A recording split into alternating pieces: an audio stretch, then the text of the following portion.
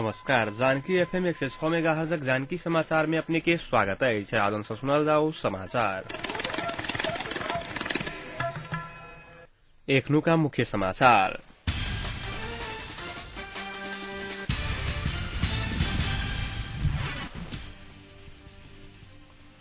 आई नया वर्ष 2013 धूमधाम के संग मनाउल गेल। जनकपुर का मांस व्यवसायी द्वारा मनमानी मूल्य वृद्धि स्थानीय प्रशासन मन। राष्ट्रपति द्वारा सहमति के 5 दिनक समय देल गेलाक बादो दल से बीच वार्ता शुरू नहीं भ सकल। विवाद के कारण दल से बीच सहमति नहीं जुट सकल। हिमालय के वरिष्ठ नेता नेपालक आरोप। विपन्न परिवार बीच अनुदान रकम वितरण करके भारत सरकार की योजना आई से शुरू। प्राकृतिक प्रकोप के कारण नेपाल में प्रत्येक वर्ष हजारों व्यक्ति की जान जा रहा। आई सन 2013 के पहिल दिन अर्थात नया वर्ष नेपाल सहित विश्व के अधिकांश देश में धूमधाम के संग नया वर्ष मनाउल गेल। विगत किछु वर्ष विशेषतः युवा पुस्ता में जनवरी 1 के नया वर्ष के रूप में मनावा के प्रचलन बढ़त गेलाक बाद बताउल गेल। नेपाल में से हो विक्रम संवत के स्थान पर ईस्वी संवत लागू करबाक लेल बहस चलि रहला से आजुक दिन प्रति अधिकांश व्यक्ति के आकर्षण बढ़ला। नया वर्षक अवसर पर आई जनकपुरक विभिन्न स्थान पर सब स्थान युवा परिवार मित्र एकत्रित भ क वनभोज कार्यक्रम के आयोजन केने छल।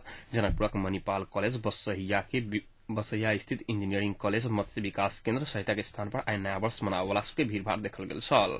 नव वर्ष के दिन विशेषतः मांसक बिक्री में वृद्धि देखल गेल। मांसक मुख्य बिक्री स्थल जनकपुरक मांस बाजार रेलवे स्टेशन मुजलिया सहित के स्थान में मांस खरीद करबाक लेल भिनसरे से भीड़भाड़ देखल गेल छल। नया वर्ष के अवसर के देखैत मांस व्यवसायी सब अचानक मूल्य वृद्धि केने सर्वसाधारण सभा कहब छनि। विभिन्न अवसर के बहाना में व्यवसायी सब द्वारा कयल जा रहल मूल्य वृद्धि के नियंत्रण करबा में स्थानीय प्रशासन कोनो पहल नहीं करल हुनक सभा कहब छलनि। नव वर्ष के बहाना में खसी के मांस प्रति किलो 50 रुपया के दर से वृद्धि कल गेल। मांस खरीद करवायल जनकपुर के मांस बाजार पहुंचल जनकपुर नगरपालिका वार्ड नंबर 4 के जितेंद्र शाह बुतुआ छलखिन। नया वर्षक अवसर पर भारत से आयल श्रद्धालु सब संग जानकी मंदिर में अवैध रकम वसूली कयल गेल। भारतीय पर्यटक सब संग पूजा पाठ एवं दर्शन के लिए गाड़ी सहित आबय वाला सबके वो सब गाड़ी पार्किंग जानकी मंदिर में कर रहल समय व्यक्ति सब अवैध रूप से रकम वसूल केने छल।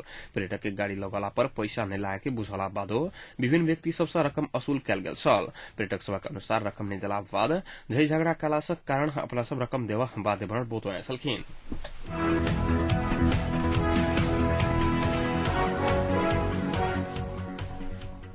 सहमति सरकार गठन करबाक लेल राष्ट्रपति डॉक्टर रामवरण यादव 5 दिनक समय बढ़ौलाक बाद दल से बीच एखन धरि विमर्श शुरू होबऽ नहि सकल अछि।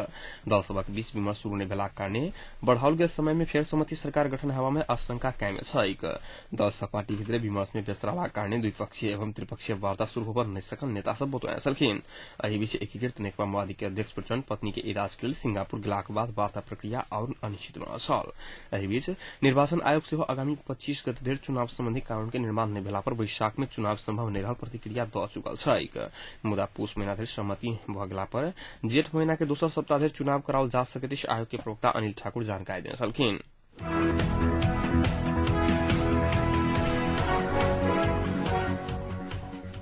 नेपाली कांग्रेसक वरिष्ठ नेता शेरबहादुर देउवा कहलनि जे सहमति के एकमात्र विकल्प वर्तमान सरकारक बहिर्गमन रहला अछि।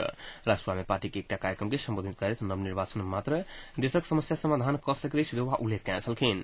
देश में चुनाव के आवश्यकता छै उल्लेख करैत चुनाव करबाक लेल वर्तमान सरकार के बहिर्गमन होबा प्रत्येक देउवा बतौने छलखिन। कार्यक्रम में कांग्रेस नेता गगन थापा चुनाव में हारक के डर से माओवादी चुनाव नहीं कराबा चाहि रहल आरोप लगाउने छलखिन।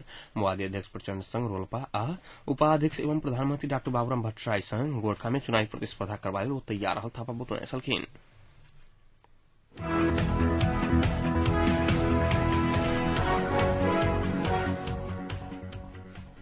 नेकपा एमाले के वरिष्ठ नेता माधव कुमार नेपाल कहलनि जे एकीकृत नेकपा माओवादी के कारण दल से बीच सहमति जुटल नहीं सकल अछि। एक वर्ष दोसर अड़चन माओवादी लाए पड़ला कारण देश के निकास नहीं भेट सकल हुनक कहब छलनि। राजधानी में एकटा कार्यक्रम के संबोधन करैत नेता नेपाल माओवादी सहमति के कार्यान्वयन करबाक लेल ईमानदार नहीं होबा धरि देश संकट से ऊपर नहीं उठ सकैत अछि। वर्तमान सरकार बहिर्गमन नहीं होबा धरि एकीकृत नेकपा माओवादी संग कोनो सहमति नहीं भ सकैत अछि नेपाल बतौने छलखिन। कांग्रेस सभापति सुशील कोइराला के नेतृत्व में सहमति सरकार गठन कर नवनिर्वाचन में जावा पर हुनक जोड़ छलनि। कोइराला के विकल्प में सत्तारूढ़ गठबंधन के उम्मीदवार के सेहो स्वीकार नहीं कयल जतेक नेपाल स्पष्ट कयने छलखिन।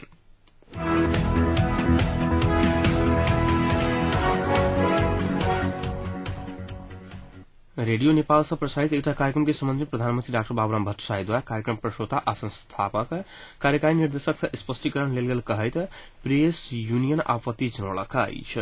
रेडियो नेपालक अंतर संवाद कार्यक्रम में नेपाली कांग्रेसक केन्द्रीय सदस्य मनमोहन भट्टराई के अभिव्यक्ति पर प्रधानमंत्री भट्टराई पत्रकार प्रमोद दाहाल आ रेडियो नेपाल के कार्यकारी निर्देशक सुरेश कार्की संग स्पष्टीकरण लेने कहैत यूनियन के गंभीर ध्यानाकर्षण भेल विज्ञप्ति में उल्लेख कयल गेल अछि। कोनो संचार माध्यम से प्रकाशित तथा प्रसारित विचार से आघात पहुंचाला पर प्रतिवाद आ खंडन करके वैधानिक बात छोड़कर पत्रकार के हतोत्साहित एवं संचार माध्यम पर अंकुश लगाबा के काज कयल गेल विज्ञप्ति मार्फत जनाओल गेल अछि। एहि प्रकारक काज तत्काल रोकबाक लेल विज्ञप्ति मार्फत आग्रह सेहो कयल गेल अछि।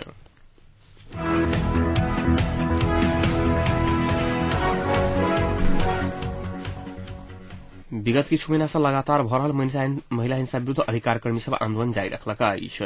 महिला हिंसा नियंत्रण के लेल ठोस कदम नहीं उठा बधेर दोषी के कार्रवाई के दायरा में नेला बधेर आंदोलन जारी राखत अदान सहित महिला अधिकार कर्मी सिंहदरबारक दक्षिणी गेट पर 2 घंटा धरना देने छल। विभिन्न संघ संस्थाक सहभागिता में देल गेल धरनाक सहभागी अधिकार कर्मी सब दोषी के कार्रवाई नहीं हो बधेर आंदोलन जारी रखबाक चेतावनी देने छलखिन। एहि बीच महिला हिंसा बढ़त गेलाक बाद गठन कयल गेल अनुगमन समिति अपन काज शुरू कयलक अछि। प्रधानमंत्री डाक्टर बाबुराम भट्टराई के अध्यक्षता में विगत दिन सम्पन्न एकटा बैसार अनुगमन समिति गठन कयल छल। विगत किछु दिन में सिरहा में एकटा युवती संग बलात्कार घटना सार्वजनिक भेल अछि। सप्तरी के जंदुल गाविस में एकटा दंपति के हत्या सहित घटना सार्वजनिक भेल अछि।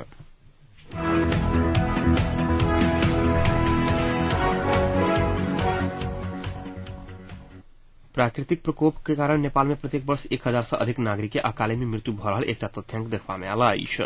प्राकृतिक प्रकोप से प्रत्येक वर्ष 1 अरब 20 करोड़क धन संपत्ति क्षति भ रहल तथ्यांक में जनाओल गेल अछि। बाढ़ि एवं भूस्खलन से सबसे अधिक 300 सर्वसाधारण की मृत्यु भ रहल तथ्यांक में जनाओल गेल अछि। मर्सीकोर नामक गैर सरकारी संस्था द्वारा कयल गेल अध्ययन अनुगमन में पूर्व सूचना प्रणाली में 1 यूरो लगानी से 3.5 यूरो के क्षति न्यूनीकरण कयल जा सकैत अछि। संस्था द्वारा सार्वजनिक कयल गेल अध्ययन प्रतिवेदन में विगत 37 वर्ष में प्राकृतिक प्रकोप के कारण नेपाल में 26,656 से अधिक के मृत्यु भ चुकल बताओल गेल अछि।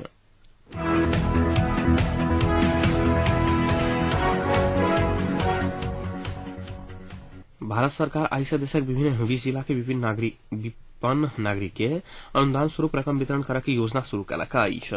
सन 2013 के अंत धरि ई योजना संपूर्ण भारत में लागू कयल जेतैक अर्थमंत्री पी चिदम्बरम जानकारी देने छलखिन। चिदम्बरम के अनुसार पहल चरणक एहि कार्यक्रम से करीब 20 लाख नागरिक लाभान्वित भ रहल छैक। योजना अंतर्गत गरीबी रेखा से नीचा रहल नागरिक के खाद्यान्न, कपड़ा, डीजल, मट्टी तेल सहित सामग्री में अनुदान देल जेतैक। एवं विपक्षी दल सरकारक एहि योजना के चुनाव से पहिने जनता के घूस देबा के आरोप लगौलक अछि।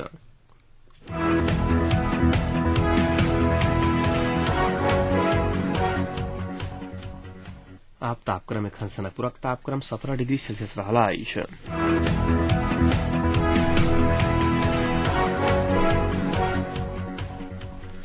प्रमुख समाचार अंत में पुनः एक बेर फिर से।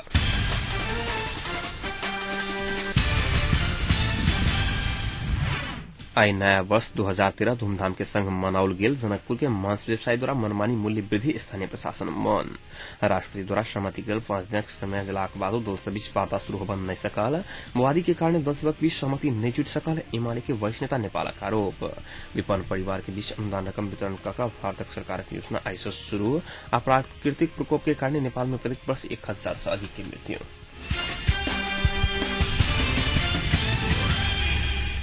अहिक संग एखनुका जानकी समाचार इतै सम्पन्न होइत अछि। समाचार कक्षक संपूर्ण सहकर्मी के संग हमरा सन आज्ञा साहब समाचारक दूसरा बुलेटिन के संग कार्यक्रम उपस्थित बैठा करब। ताधेक लेल सुनते जानकी फेम 106 मेगाहर्ट्ज। नमस्कार।